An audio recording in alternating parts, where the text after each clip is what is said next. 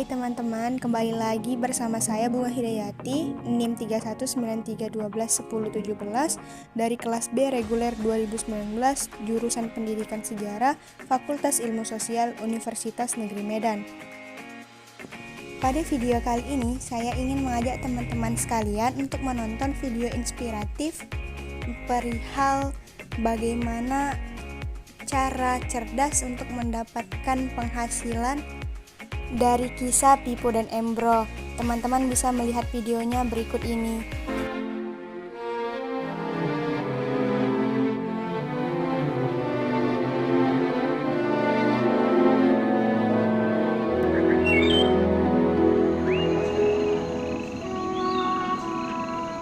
Dahulu kala, di suatu desa kecil dekat lembah yang asri, tersebutlah dua bersahabat bernama Embro dan Pipo.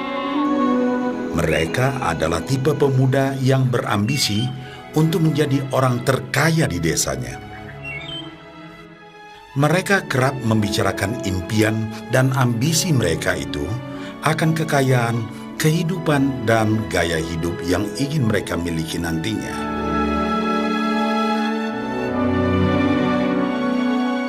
Mereka tidak takut untuk bekerja keras, hanya saja mereka masih belum mendapatkan kesempatan untuk dapat mewujudkan cita-cita mereka.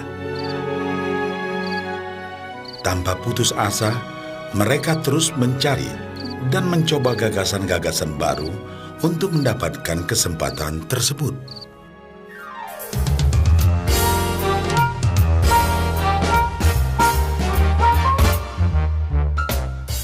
Hingga suatu hari, kesempatan itu pun datang.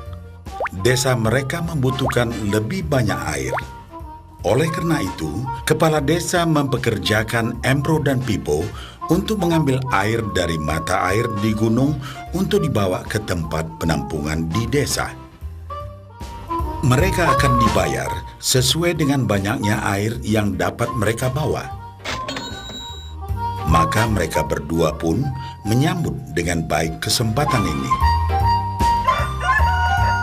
Embro dan Pipo pun segera melaksanakan pekerjaan tersebut dengan bersemangat.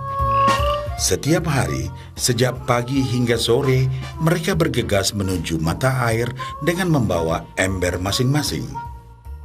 Mereka bekerja keras untuk membawa air sebanyak mungkin ke tempat penampungan air di desa.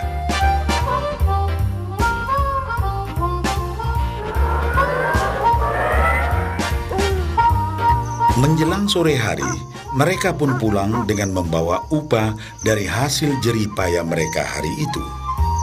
Embro merasa puas sekali dengan pekerjaannya itu dan besarnya upah yang ia dapatkan. Dia yakin bahwa dengan pekerjaannya ini, ia bisa segera mewujudkan cita-citanya. Bahkan untuk menambah penghasilannya, Embro membuat ember yang lebih besar agar dapat lebih banyak membawa air.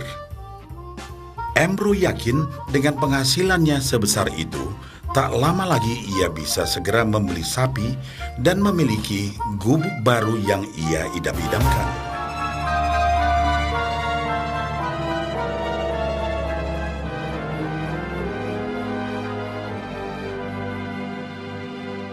Lain halnya dengan Pipo. Dia merasa tidak nyaman dengan cara yang mereka lakukan itu. Ia mencari cara yang lebih nyaman untuk mendapatkan lebih banyak uang. Suatu hari, Pipo mendapat sebuah gagasan.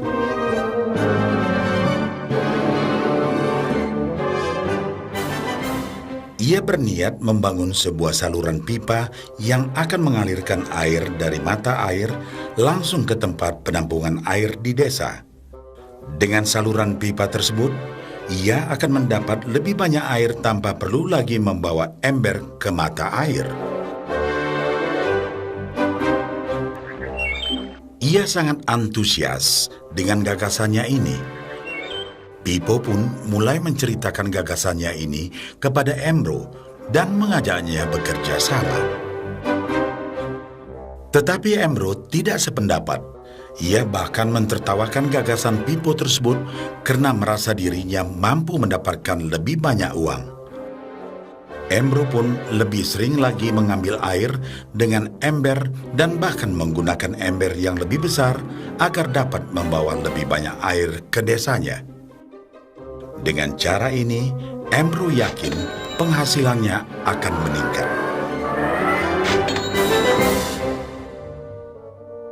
Pipo akhirnya memutuskan untuk mewujudkan sendiri gagasannya itu. Dia mengerti bahwa tidaklah mudah untuk membangun dan menyelesaikan saluran pipa tersebut. Dibutuhkan beberapa tahun untuk bisa menyelesaikan dan menikmati hasilnya. Namun tekadnya telah bulat. Ia pun tetap bekerja mengangkat air dengan ember setiap hari seperti biasa. Tetapi di akhir minggu dan setiap ada waktu luang, Pipo bekerja keras menggali tanah yang banyak berbatu untuk membangun saluran pipanya. Pada bulan-bulan pertama, hasilnya hampir tidak kelihatan. Orang-orang desa mulai banyak mentertawakan dan mencemooh Pipo. Mereka menjulukinya Pipo si manusia saluran pipa.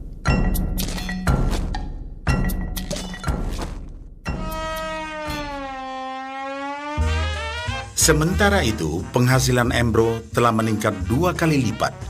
Ia sudah berhasil membeli sapi dan memiliki gubuk baru yang lebih besar. Gaya hidupnya pun sudah mulai berubah.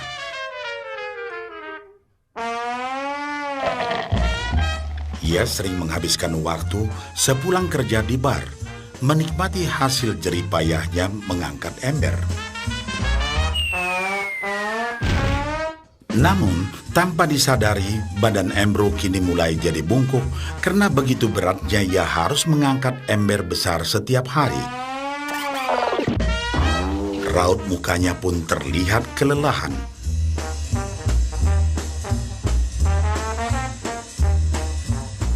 Semakin hari, semakin sedikit air yang dapat dibawanya karena tenaganya berkurang seiring bertambahnya usia.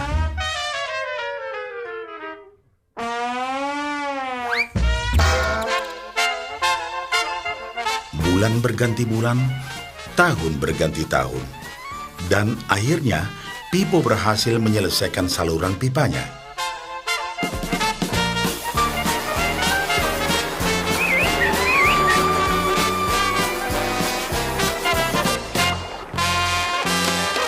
Kini, tanpa perlu bersusah payah mengangkat ember, Pipo akan mendapat lebih banyak uang berkat air yang terus mengalir memenuhi tong-tong air di tempat penampungan. Air terus mengalir tanpa henti, bahkan saat ia tidur, makan, ataupun saat pergi berlibur. Pipo pun puas dan bangga. Berkat tekad dan kerja keras, kini penghasilannya pun mengalir tiada henti, seiring aliran air di saluran pipanya.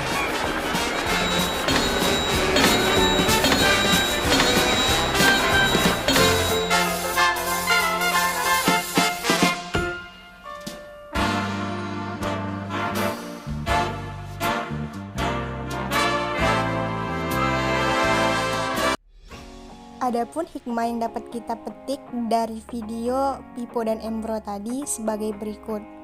Yang pertama, setiap orang memiliki cara pandang yang berbeda guna mencapai tujuannya. Seperti video ini, Pipo dan Embro memiliki cara pandang yang berbeda guna mencapai tujuan mereka, yaitu untuk mendapatkan uang. Embro yang dengan mengubah ukuran embernya dengan ukuran yang lebih besar. Hal ini dimaksudkan untuk bisa mendapatkan uang lebih banyak. Namun, Pipo memiliki caranya sendiri, yaitu dengan cara membangun saluran pipa dari pegunungan ataupun sumber mata air menuju ke desanya. Kedua, teruslah berusaha mencapai tujuan yang hendak kita gapai dengan cara kita sendiri, sekalipun banyak orang yang menganggap itu mustahil. Seperti halnya dengan Pipo, banyak orang yang meremehkan caranya untuk memasang pipa dari sumber mata air menuju desa. Namun Pipo tidak patah semangat, dia terus melakukannya dan membuktikan bahwasannya langkahnya tersebut benar. Dan hikmah yang terakhir yaitu melakukan pekerjaan haruslah dipikirkan bagaimana ke depannya atau jangka panjangnya, jangan hanya jangka waktu yang pendek. Jika kita melihat dari video, maka sangat terlihat jelas dari cara yang diambil Embro dan Pipo, yang mana hal ini adanya perbedaan. Embro dengan cara mengubah ukuran embernya lebih besar dan lebih sering lagi mengambil air ke sumber mata air menuju desa, namun dia tidak memikirkan jangka panjangnya, di mana usia yang akan bertambah maka kekuatan juga akan berkurang. Hal itu tidak diperhatikan oleh Embro, tapi berbeda dengan Pipo, di mana Pipo memikirkan jangka panjang dari pekerjaannya. Sewaktu muda dia membuat saluran pipa dari sumber mata air menuju desa, di mana dengan dia membuat saluran pipa dari sumber mata air menuju desa sewaktu muda, di waktu tuanya Pipo tidak lagi memikirkan bagaimana keadaannya. Pipa sudah terpasang, uang terus mengalir walaupun Pipo tidak lagi bekerja ataupun hanya di rumah saja karena sudah ada pipa. Lantas bagaimana dengan kita? Cara kerja siapa yang kita pilih? Pipo ataukah Embro? Terima kasih telah menonton, semoga bermanfaat.